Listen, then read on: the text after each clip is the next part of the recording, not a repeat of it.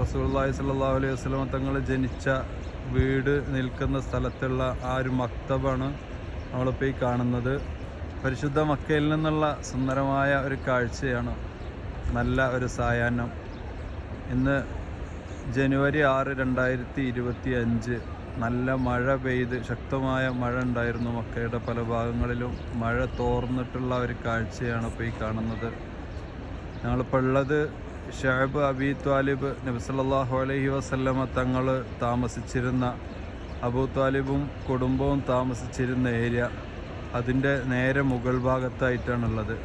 നമുക്കിതിലിങ്ങനെ കാണാം റസൂലുള്ളാഹി സ്വല്ലല്ലാഹു അലൈഹി വസല്ലമ തങ്ങൾ ജനിച്ച വീട് നിൽക്കുന്ന സ്ഥലത്തുള്ള ആ ഒരു മക്തബാണ് നമ്മളിപ്പോൾ ഈ കാണുന്നത്.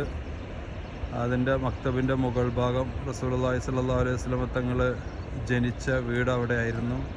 അതിൻ്റെ നേരെ എതിർവശത്തായിട്ട് ഫ്രണ്ട് ഭാഗത്തായിട്ട് നമുക്ക് സഫ മർവ മലഞ്ചെരുവുകൾക്കിടയിൽ ഹാജിമാർ ഉംറക്ക് വന്ന ആളുകൾ സഅയ് ചെയ്യുന്ന സഫ മർവ ഏരിയ ആണതുള്ളത്.